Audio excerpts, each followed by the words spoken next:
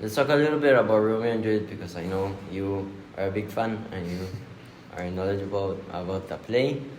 Um, Romeo starts off with believing that the stars are aligned and that he has to marry Rosalind, and then his mind changes opinion and now believes that he has to marry Juliet.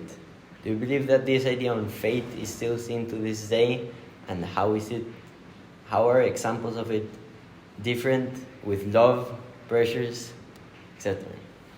So I think that almost everybody in the world grows up hearing the story of Romeo and Juliet, or watching fairy tales or Disney movies or romantic comedies or whatever, that all have this idea that there is one love of our lives.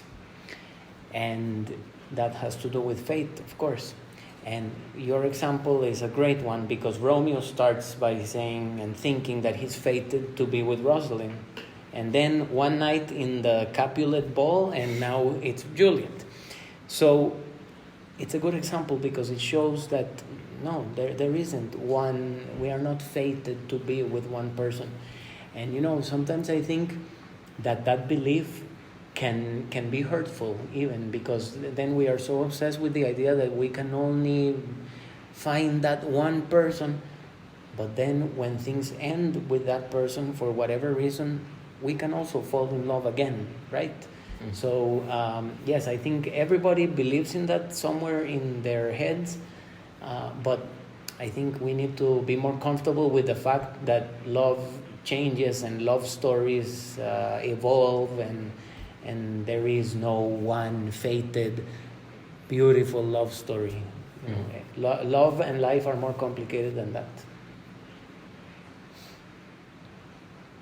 Let's keep this topic about love going. So, the concept of faith often interacts with the idea of love and relationships, as we just talked about.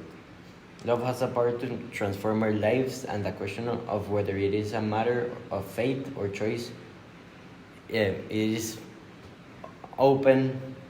There are open debates about it. How does a belief in fate influence our understanding of love?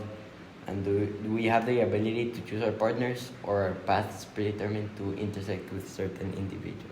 I think you can probably guess with what I've said before, that I don't think it is written somewhere that that you have to meet this person. I mean, look at the reality of life. Look at the statistics on infidelity, divorce, people pass away. Do we really know any actual fairy tales?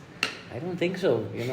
We know them in the movies, but in real life, and that's okay, because I think fairy tales are probably very boring. Happily ever after doesn't exist, and I think those Disney couples that live happily ever after are probably they're like really boring. The life's complications make it interesting also. So yes, I don't think we are fated to be with one person.